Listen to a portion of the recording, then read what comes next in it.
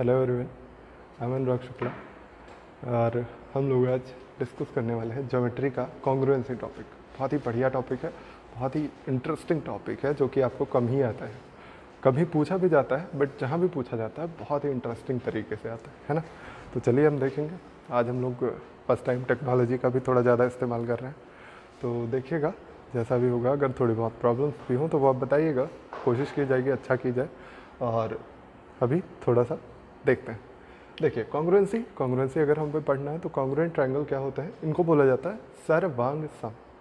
सर्वांग सम आप कह सकते हैं इसको, सर्वांग सम।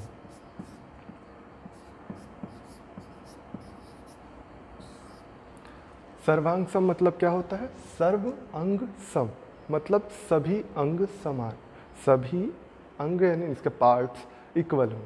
मतलब अगर हमें तो स्पेशली ट्रायंगल पढ़ रहे हैं हम लोग, ट्रायंगल में ही पढ़ना।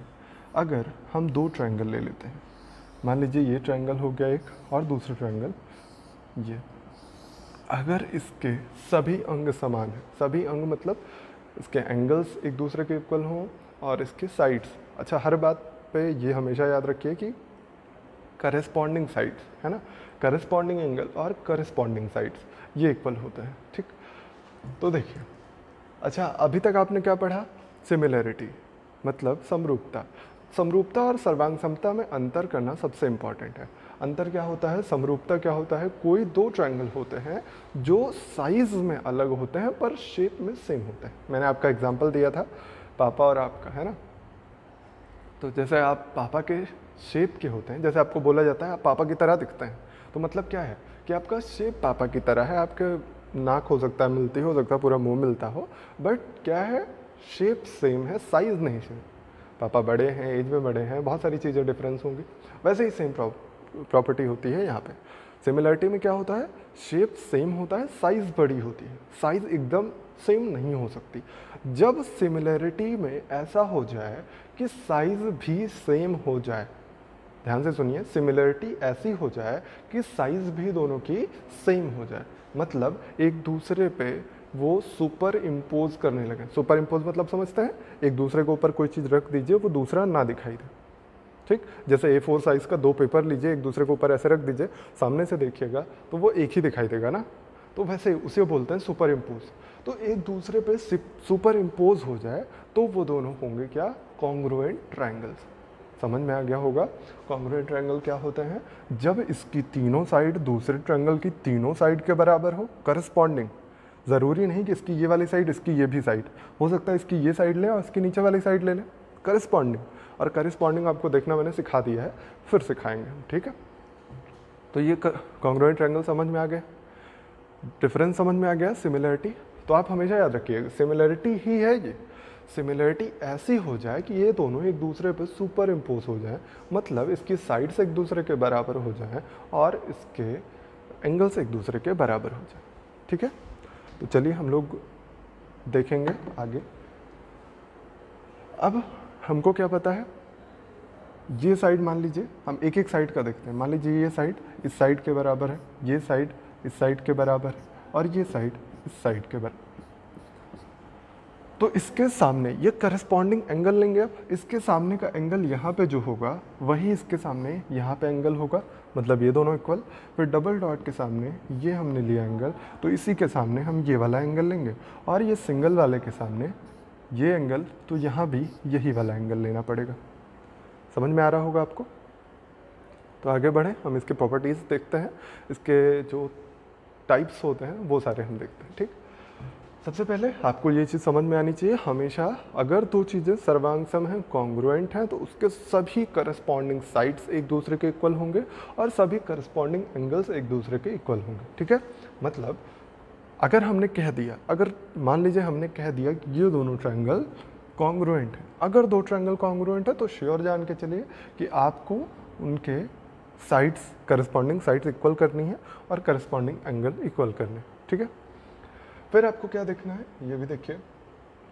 नेक्स्ट चीज़ है, कोई भी दो ट्रायंगल अगर कॉन्ग्रुएंट प्रूफ हो गए, कोई दो ट्रायंगल अगर कॉन्ग्रुएंट प्रूफ हो गए तो इनके एरियाज हमेशा बराबर होते हैं, ठीक है। अब एक नई डेफिनेशन समझ में आएगी आपको कि कोई दो ट्रायंगल जो देखिए कॉन्ग्रुएंसी की डेफिनेशन कई सारी हैं, जैसे आप बना पाइए। सबसे अच्छी डेफिनेशन जो मुझे लगती है वो यही है कि कोई दो ट्रायंगल सिमिलर हो और उनका एरिया बराबर हो जाए। दो ऐसे ट्रायंगल जो सिमिलर हो और उनके एरियाज बराबर हों तो आप कह सकते हैं कि वो दोनों ट्रायंगल कॉन्ग्रुएंट होंगे। ठीक है, मतलब सिमिलर होंगे मतलब क्या, तीनों एंगल एक दूसरे के बराबर हो। ये बात तो क्लियर। इसके बाद आप कह सकते हैं कि अगर एरियाज बराबर हैं, एरिया बराबर होने के लिए साइड तो बराबर होनी पड़ेगी ना, बिना साइड बराबर किए आप एरिया बराबर कर ही नहीं पाएंगे, तो इसलिए आप कह सकते हैं साइड बराबर है। समझ में आ गया? तो हमेशा इन दोनों के एरियाज बराबर होंगे अगर दो ट्रायंगल कॉन्ग्रुएंट होंगे। मान लीजिए ये लिखा है A B C P Q R. हमने कहा ये वाली साइड इस वाली साइड के, ये वाली इस वाली साइड के, और ये तीसरी साइड इस साइड के बराबर। ठीक है, तो अब हम लिखेंगे कॉन्ग्रुएंसी। कैसे? इसमें भी वही ध्यान रखिएगा, एक सीक्वेंस में लिखिएगा तो आपको प्रॉब्लम नहीं होगी, नहीं तो प्रॉब्लम हो सकती है। ए बी सी मान लीजिए आपने ले लिया, ये चूँकि पेपर में पूछा गया है। देखिए कॉन्ग्रुएंसी का साइन ये है, ऊपर आप लगाते हैं सिमिलरिटी का साइन, नीचे इक्वल टू लगा देते हैं। ठीक है, तो ये होता है कॉन्ग्रुएंसी का साइन। अब ये किसके कॉन्ग्रुएंट होगा? एंगल ए किसके बराबर होगा? ये देखिए डबल डॉट के सामने वाली साइड यहाँ भी पी के बराबर होगा, ट्रायंगल पी। फिर एंगल बी यहाँ पे है, इसके सामने ट्रिपल डॉट, ये वाली साइड के सामने यहाँ पे आर है, और बचा कौन? क्यू। ये आपसे पूछा भी गया है, प्रीवियस ईयर के एग्जाम में पूछा गया कि सिमिलरिटी का सही तरीका बताइए। मतलब दो ट्रायंगल दिए गए हैं, ऐसे दिया गया कि इनकी ये साइड इक्वल है, तो आप बताइए कैसे लिखा जाएगा। तो लिखना भी आपको आना चाहिए। ठीक है, मैंने सिखाया हुआ है आपको सिमिलरिटी में ज़्यादा से ज़्यादा चीज़ें। ऐसे लिख सकते हैं आप कॉन्ग्रुएंट। अगर दो ट्रायंगल कॉन्ग्रुएंट है तो आपको समझ में आ चुका होगा कि सारे एंगल, सारे corresponding sides, corresponding angle equal होते हैं। आ जाते हैं हम कॉन्ग्रुएंसी के कुछ इंपॉर्टेंट जो पॉइंट्स हैं, कैसे हम पता करेंगे कि ये कॉन्ग्रुएंट है कि सिमिलर है। सिमिलरिटी का तो एक ही रूल था, तीनों एंगल बराबर हो जाए दूसरे ट्रायंगल के तो वो दोनों ट्रायंगल सिमिलर होते हैं, या इसका वाइस वर्सा था, जो इससे हम लोगों ने प्रूफ किया था कि जब तीनों एंगल किसी दूसरे ट्रायंगल के तीनों एंगल के बराबर हो जाएंगे तो सिमिलर हो जाएंगे। अगर दो ट्रायंगल सिमिलर हो जाते हैं तो वो दोनों ट्रायंगल के आप जो करस्पॉन्डिंग साइड्स का रेशियो है वो बराबर हो जाता है ना। लेकिन वहाँ पे एक ही रूल था, वहाँ पे हमने दूसरा रूल डिराइव कर लिया था कि किसी भी ट्रायंगल के दो एंगल दूसरे ट्रायंगल के करस्पॉन्डिंग दो एंगल के इक्वल हो जाए तब भी सिमिलर होता है। क्यों? क्योंकि अगर दो एंगल इक्वल हैं तो तीसरा ऑटोमेटिक इक्वल होता है ना।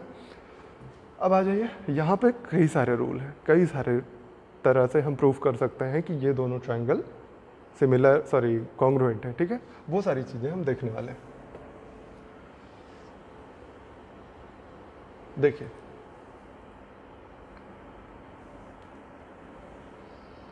आपके सामने लिखे हुए हैं, मैंने 6 चीज़ें लिखी हुई हैं।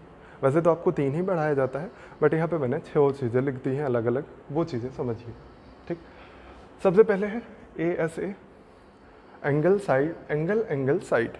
एंगल साइड मतलब दो एंगल इक्वल हो और एक साइड इक्वल हो। और दूसरा है एंगल साइड एंगल, ये एक दूसरे के जस्ट समझ सकते हैं कि आप एक ही चीज़ हैं दोनों। एंगल साइड एंगल लिखने का तरीका आपको अलग क्यों दिखाया गया? क्योंकि इसमें एंगल बीच वाली साइड फिर एंगल लिया जाता है, इसमें एंगल और कोई भी साइड लिया जाता है। देखिए ये कैसे होता है। कोई भी दो ट्रायंगल हो जाए, अगर आपको मिले दो ट्रायंगल जिसमें आपको पता चल जाए कि कोई दो एंगल इक्वल है। मान लीजिए हमने कहा कि इसका ये वाला एंगल, मान लीजिए ये दे दिया गया ABC और PQR। इसमें कहा जाए कि एंगल B जो है एंगल P के इक्वल है और एंगल C जो है वो एंगल Q के इक्वल है। ये दो चीज़ें बोल दी जाए और कह दें कि ये जो BC साइड है यही BC साइड PQ के इक्वल हो, तो आपको क्या मिला? कोई दो एंगल दूसरे ट्रायंगल के दो एंगल और उनके बीच की साइड, देखिए दोनों एंगल के बीच की साइड के इक्वल है, तो ये दोनों ट्रायंगल कॉन्ग्रुएंट होंगे। तुरंत आप कह सकते हैं ये दोनों ट्रायंगल कॉन्ग्रुएंट हो जाएंगे। समझ में आया? अब इसी का दूसरा रूप क्या है? हम लोगों ने ये बेसिक में पढ़ा हुआ होगा, 10th में शायद मिलता है, 10th में आपने पढ़ा हो। अब ये दूसरा तरीका है कि जब आपको बीच वाला एंगल ना दिया जाए, ठीक है, अगर बीच वाला एंगल ना दिया जाएगा तो क्या करेंगे आप, देखिए मान लीजिए ये वाला एंगल लिया हमने और ये वाला एंगल लिया और ये साइड इस साइड के इक्वल है, हमने एंगल ले लिया ये वाला और ये वाला। कोई दो एंगल हमें लेना होता है, ये एंगल इस एंगल के इक्वल है,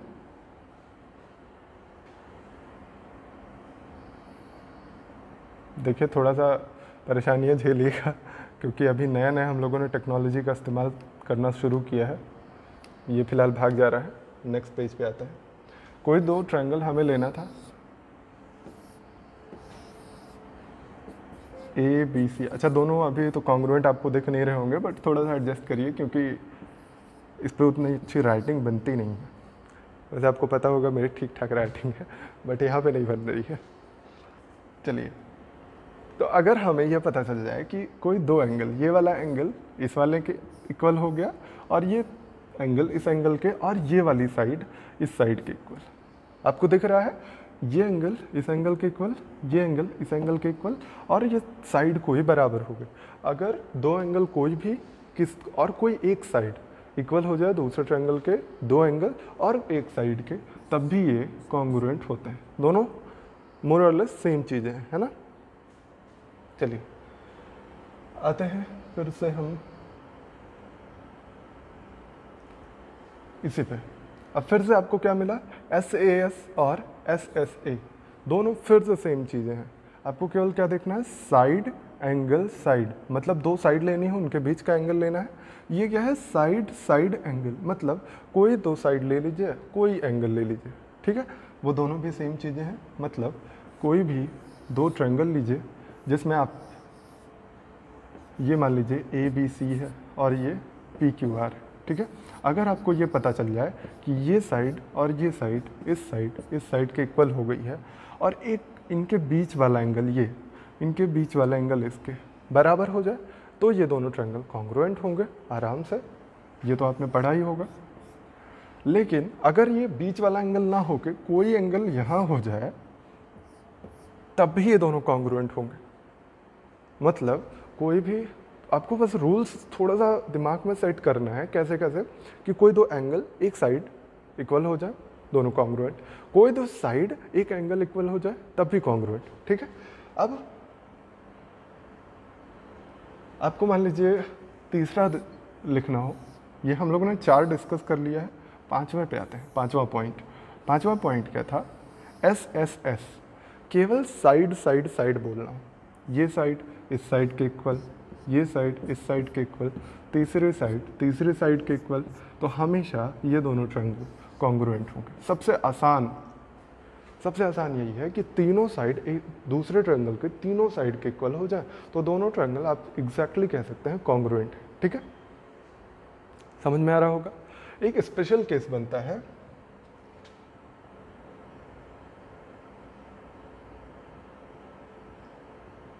वन सेकेंड, देखिए स्पेशल केस बनता है कौन सा, राइट एंगल ट्रायंगल का, ठीक है। जब कोई दो राइट एंगल ट्रायंगल मिल जाए,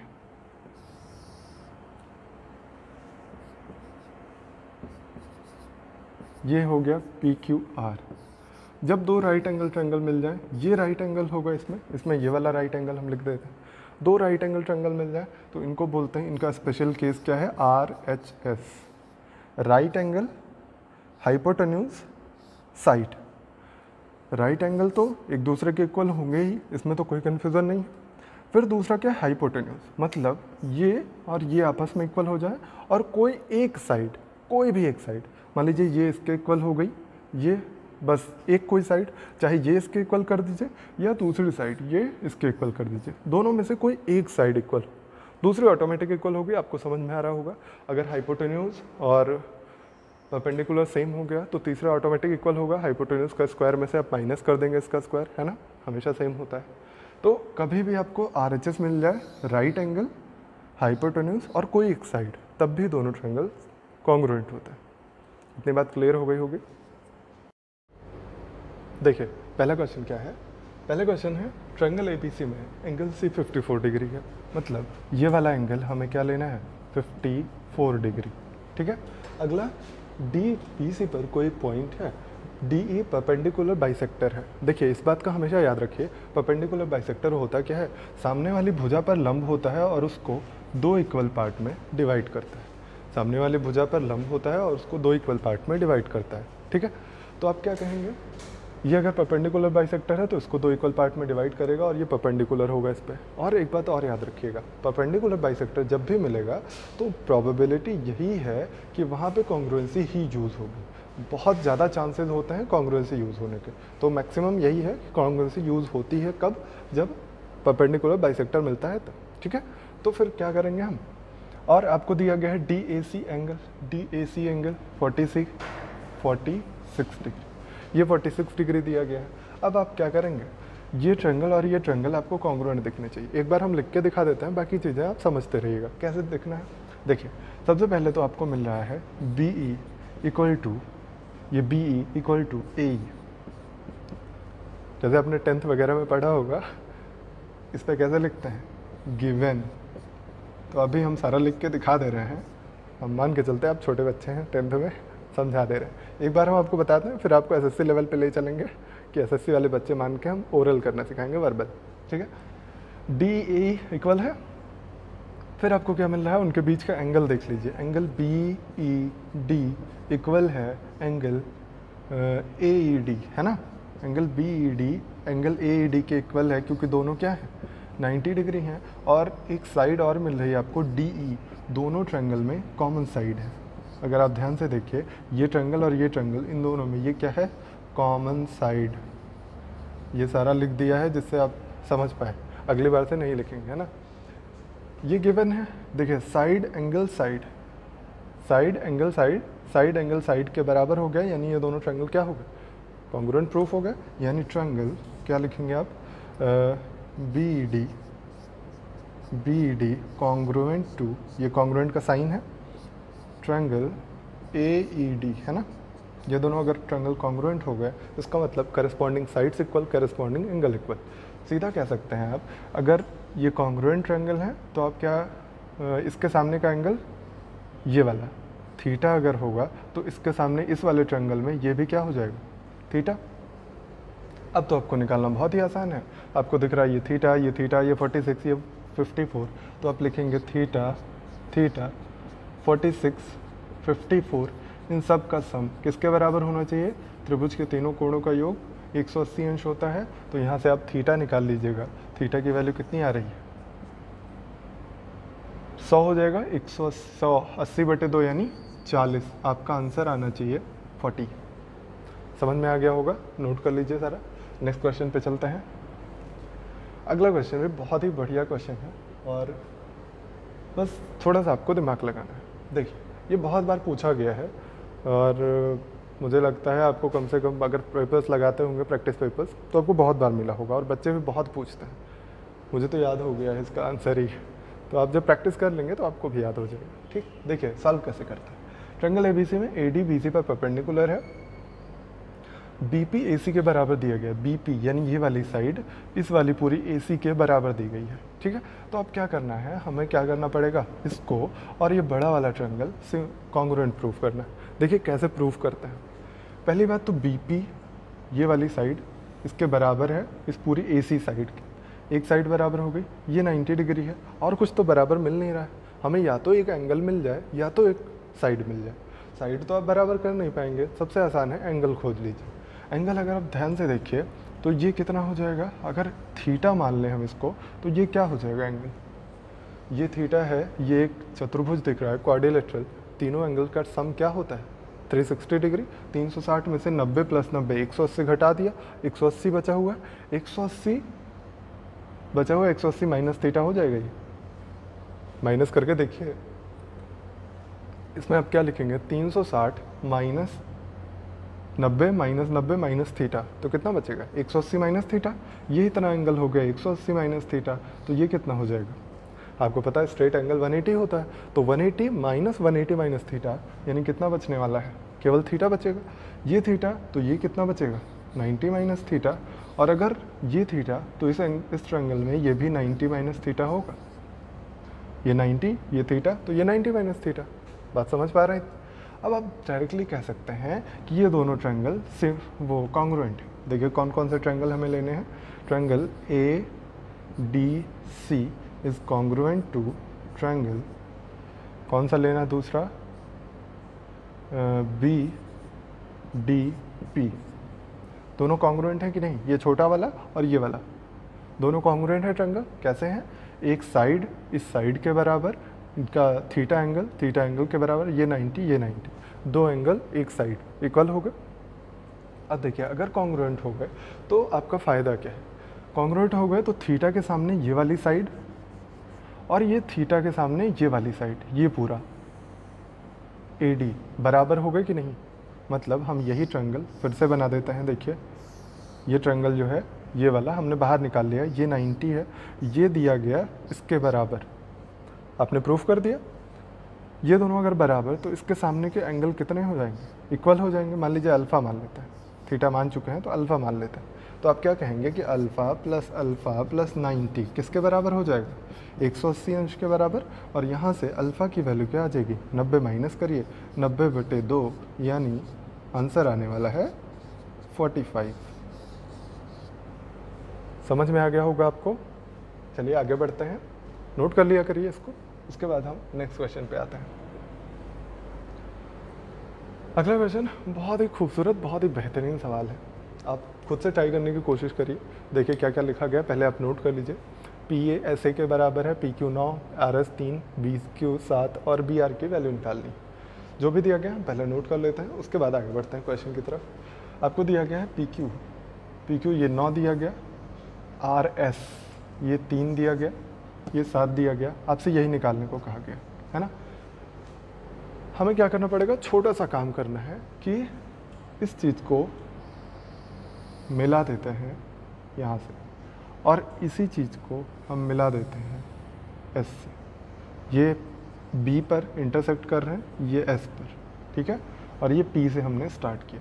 अब देखिए आपको दो ऐसे ट्रायंगल दिख रहे हैं, ये ट्रायंगल्स दिख रहे हैं। हम प्रूफ करते हैं कॉन्ग्रुएंसी। कैसे कॉन्ग्रुएंट प्रूफ करेंगे, पहली बात तो आपको ये पता है ये कॉमन साइड है, इस दोनों ट्रायंगल में ये कॉमन साइड है, ये एंगल इस एंगल के बराबर है, इसमें तो कोई कन्फ्यूज़न नहीं है।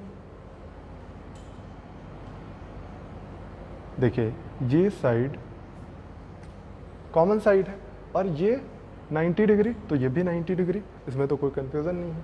अब आपको क्या प्रूफ करना है, PA SA के बराबर दिया गया है, ये PA साइड SA साइड के बराबर दी गई है। अगर दोनों ये साइड बराबर दी गई है तो आप क्या कह सकते हैं, ये दोनों कॉन्ग्रुएंट हो गए। कैसे, side angle side, side angle side बराबर है।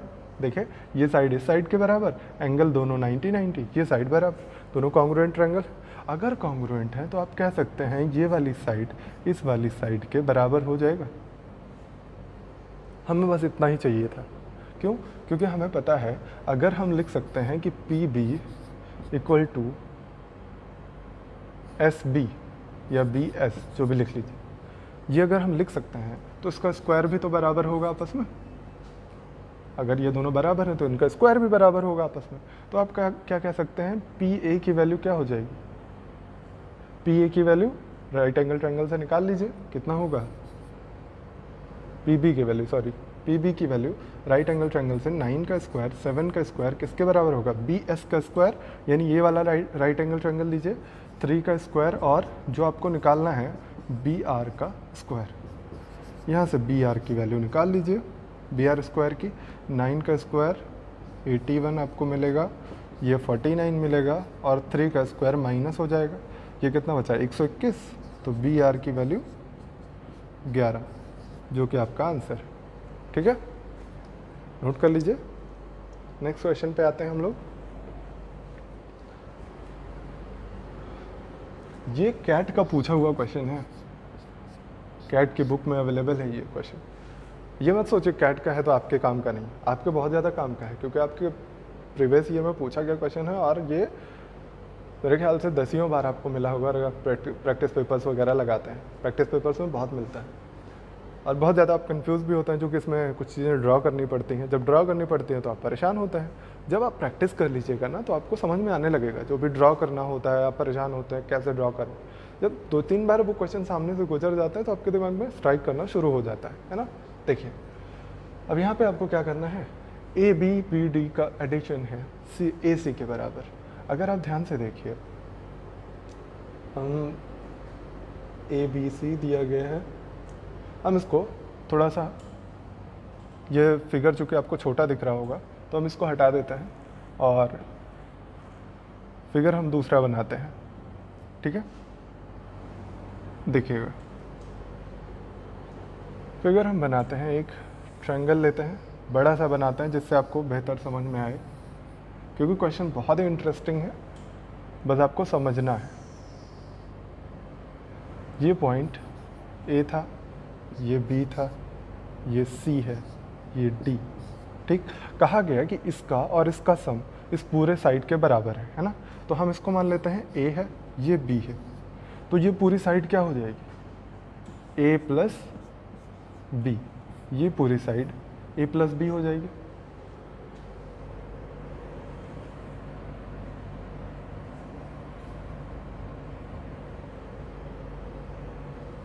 देखिए एक सेकेंड, हम नेक्स्ट पेज ले लेते हैं। देखिए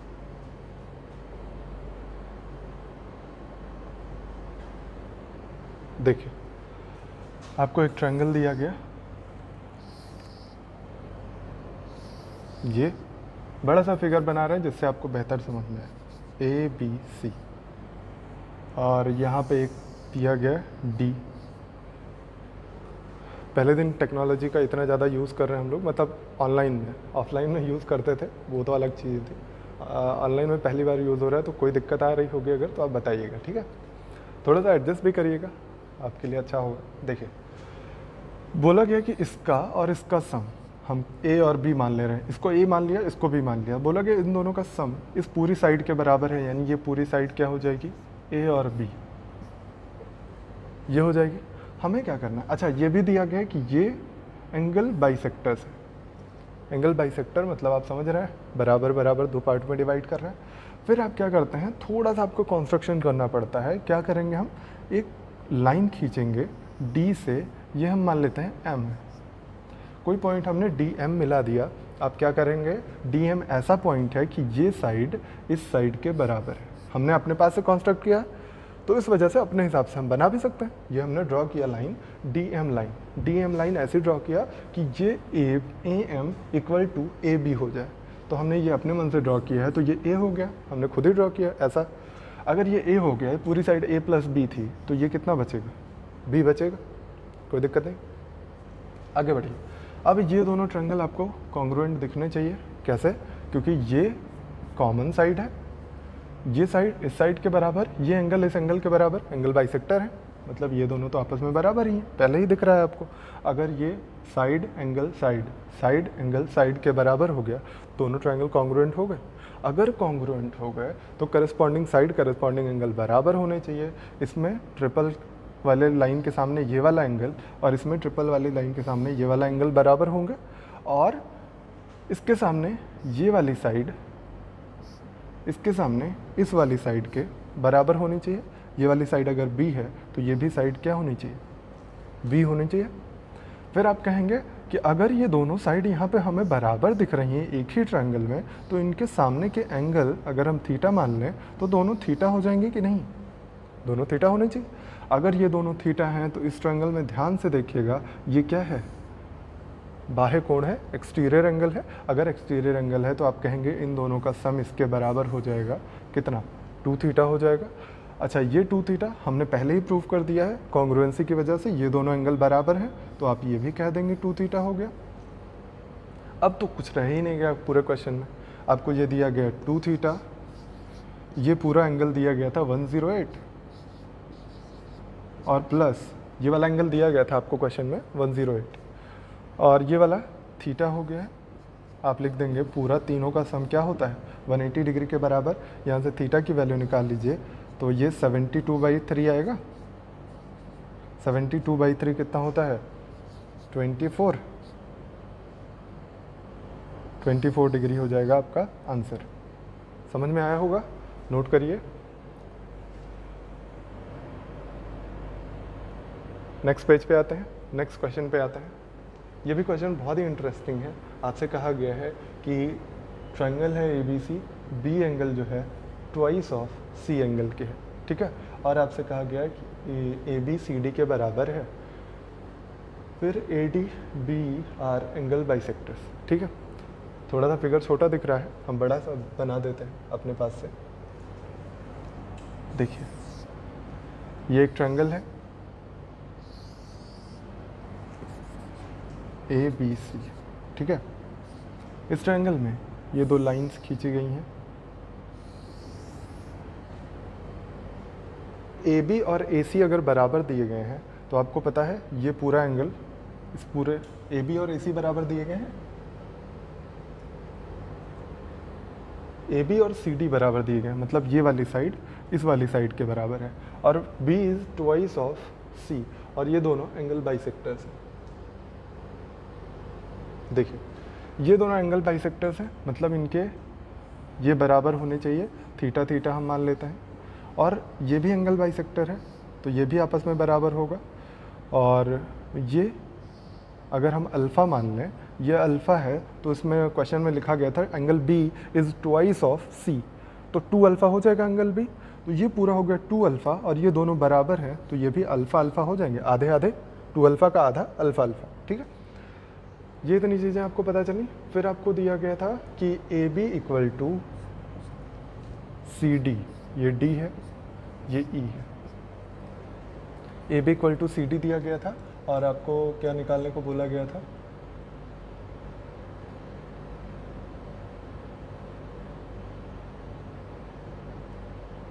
ये देखिए ये क्वेश्चन था, पूछा गया था ACB एंगल पूछा गया था, तो हम ACB निकालते हैं। हमारे यहाँ ACB क्या है, थीटा है, ठीक। अब इसको हमें सॉल्व करना है। देखिए कैसे, सॉरी ये तो वही क्वेश्चन हो गया जो हम लोगों ने अभी किया है। ये भी क्वेश्चन हुआ, ये भी हुआ,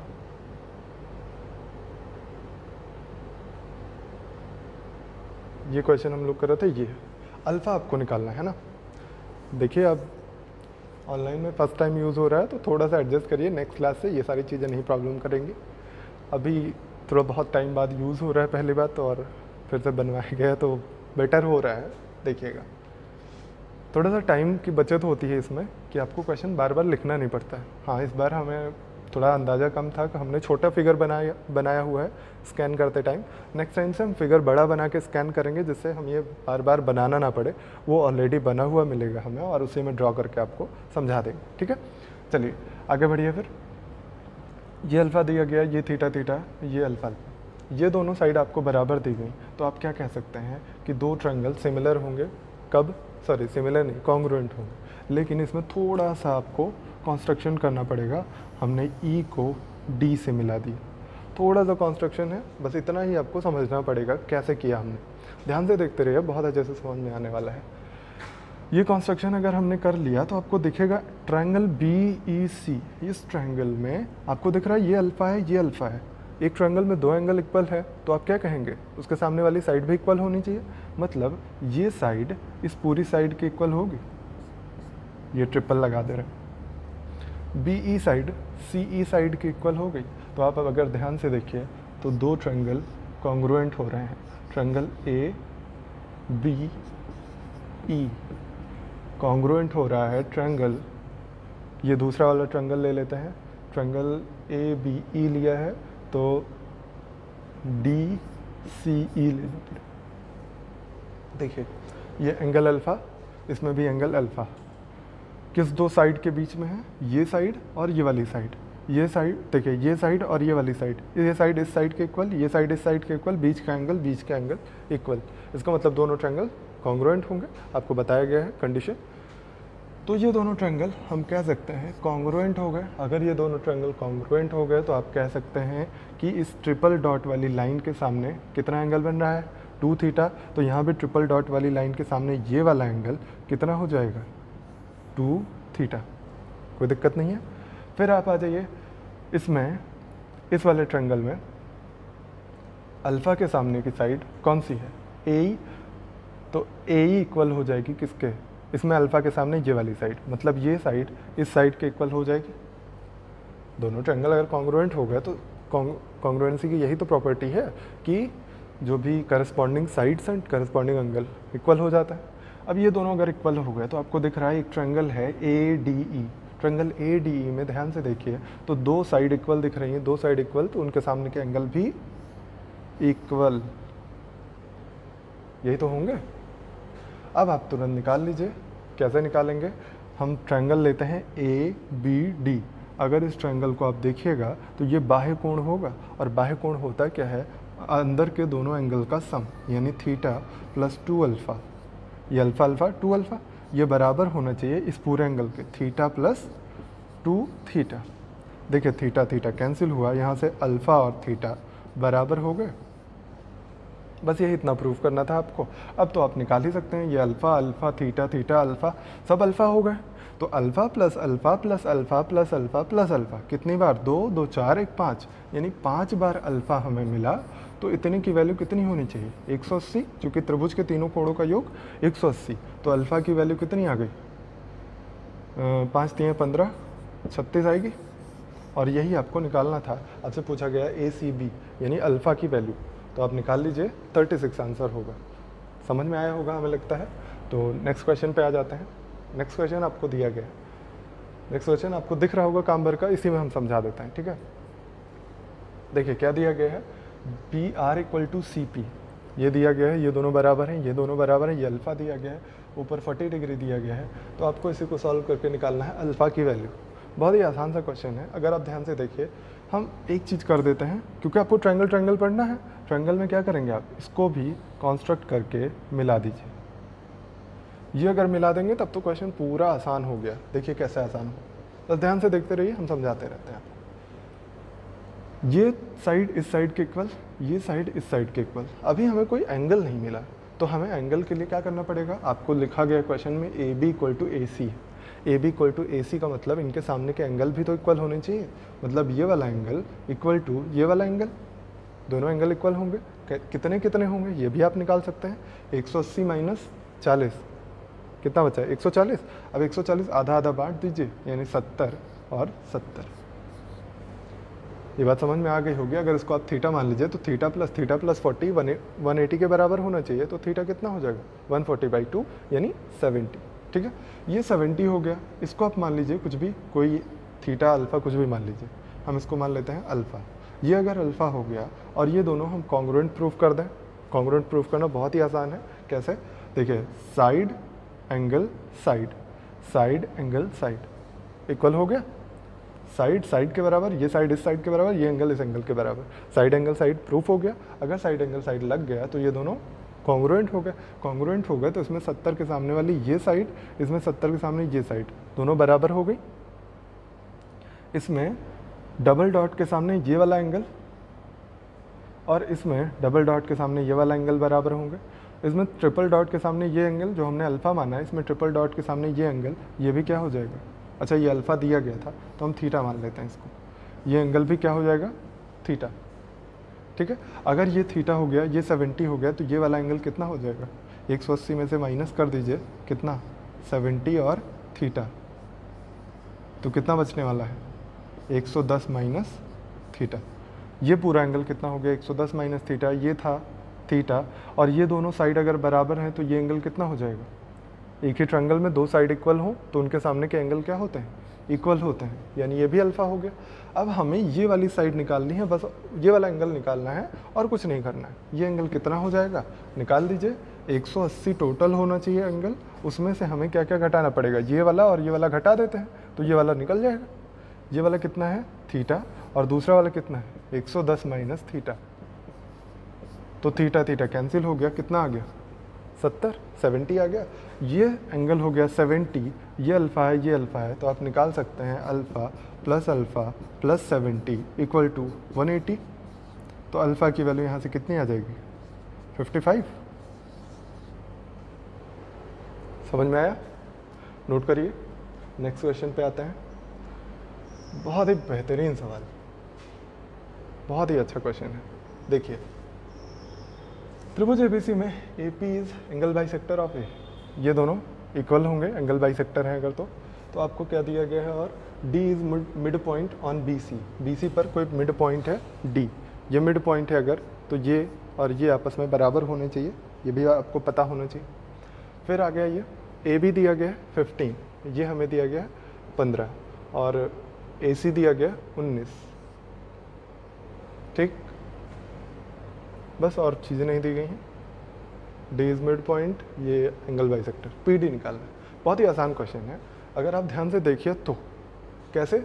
ये ट्रायंगल और ये ट्रायंगल हमें तो कॉन्ग्रुएंट दिख रहे हैं। कैसे दिख रहे? ये एंगल इस एंगल के बराबर, ये कॉमन साइड, और ये 90 डिग्री दोनों में। ये ट्रायंगल में ये एंगल इस एंगल के बराबर, कॉमन साइड, ये एंगल इस एंगल के बराबर। तो एंगल साइड एंगल से दोनों कॉन्ग्रुएंट प्रूफ कर देंगे आप।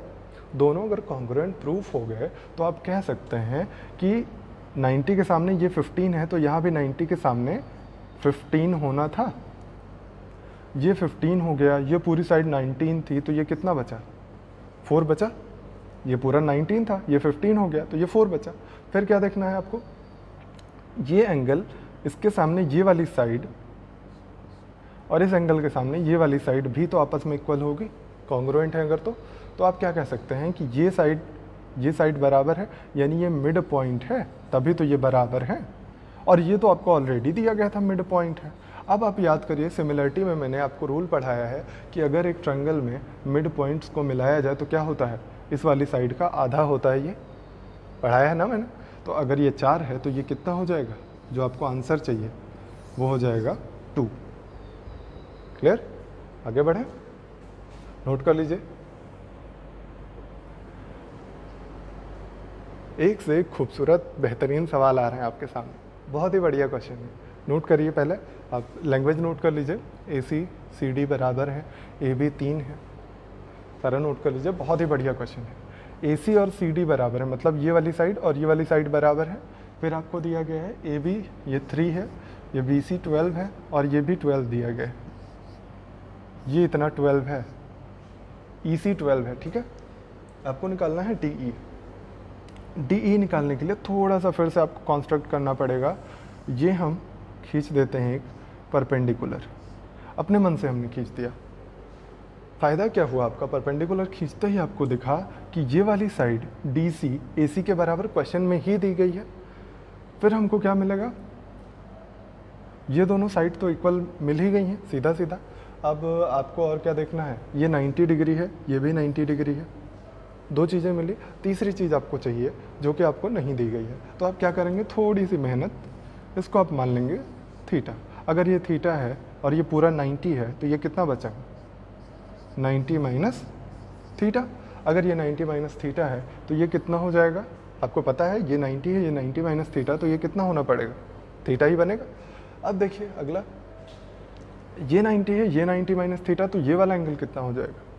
ये भी 90 माइनस थीटा होगा। फिलहाल आपको 2 ही एंगल की ज़रूरत थी, आप 2 ही एंगल ले लीजिए। देखिए ये मान लीजिए, ये लिख देते हैं, देखिए 90 माइनस थीटा। आपको क्या पता चला? ये थीटा इस थीटा के बराबर, ये 90 माइनस थीटा, ये 90 माइनस थीटा, और ये वाली साइड, इनके बीच की एक साइड AC, इनके बीच की DC साइड के बराबर है। तो आपको बोला गया है कि साइड एंगल साइड, कॉन्ग्रुएंसी में पढ़ा है आपने, तो वही लगा दीजिएगा। तो क्या मिल जाएगा आपको कि ट्रायंगल ABC जो है वो कॉन्ग्रुएंट है किसके? ट्रायंगल ABC यहाँ से लिया तो वहाँ C, ये P मान लीजिए, CPD, ये दोनों ट्रायंगल कॉन्ग्रुएंट हो गए। अगर कॉन्ग्रुएंट हो गए तो आप देखिए बहुत फ़ायदा होने वाला है। कॉन्ग्रुएंसी से क्या फ़ायदा हो गया यहाँ पे कि 90 माइनस थीटा के सामने ये क्या साइड थी? AB कितनी थी? 3। तो यहाँ 90 माइनस थीटा के सामने ये साइड PC कितनी हो जाएगी? 3। अगर ये PC 3 हो गई तो ये बची हुई साइड कितनी बचेगी? ये पूरा 12 था, ये बचा हुआ क्या हो जाएगा? 9। क्लियर? फिर अब अगली साइड पे आइए। थीटा के सामने ये कितनी साइड है? 12 है। इसमें भी थीटा के सामने ये साइड क्या हो जाएगी? 12। देखिए 2 साइड मिल गई। एक राइट एंगल ट्रायंगल में 2 साइड अगर आपको मिल जाए तो तीसरी आप आराम से निकाल सकते हैं। ट्रिपलेट आपको याद होगा, 9, 12 और 15 होता है शायद। आपका आंसर होना चाहिए AD नहीं है, DE है। DE की वैल्यू पूछा गया था, DE की वैल्यू कितनी आ गई? 15। रिवाइंड करके देखिएगा, बेहतर समझ में आएगा। थोड़ा सा स्पीड में बता दिया मैंने, बट आप रिवाइंड करेंगे तो समझ में आ जाएगा। नेक्स्ट क्वेश्चन पे आते हैं। नेक्स्ट है नहीं, इतने ही क्वेश्चन मैंने लिया था। कॉन्ग्रुएंसी पे इतना ही क्वेश्चन रखते हैं। अभी आज फर्स्ट ट्रायल था, आप कह सकते हैं कि ये नया इनिशिएट करा है हम लोगों ने कि इस पे पढ़ाया जाए, बोर्ड पे, स्मार्ट बोर्ड पे। थोड़ी सी प्रॉब्लम आ रही है, फर्स्ट डे तो रिकॉर्डिंग में थोड़ी सी दिक्कत आ रही है, बट थोड़ा सा मैनेज करिएगा। थोड़ा सा आपको भी मैनेज करना पड़ेगा, थोड़ा सा हमको भी। बस आप अपना ओपिनियन दीजिए कि आपको क्या लग रहा है, स्मार्ट बोर्ड पे पढ़ाना बेटर है या पुराने बोर्ड पे पढ़ाना बेटर है, ठीक है। आप बिल्कुल बताइएगा। ये भी बताइएगा मज़ा आ रहा है कि नहीं, कैसा लग रहा है आपको क्लास, सारी चीज़ें आप कमेंट बॉक्स में बताइएगा। स्पेशली कि बोर्ड कौन सा प्रेफर करेंगे आप लोग, ठीक है। आज के लिए इतना ही रखते हैं, अगली क्लास में मिलेंगे। हम लोग नई चीज़ें पढ़ेंगे, जैसे कि मीडियन पढ़ना है हम लोग को, सेंटेंस के बारे में पढ़ना है, तो मीडियन स्टार्ट करेंगे अगली क्लास में। तब तक के लिए थैंक यू वेरी मच। अपना और अपनों का ख्याल रखिए, खूब मेहनत से पढ़ाई करते रहिए।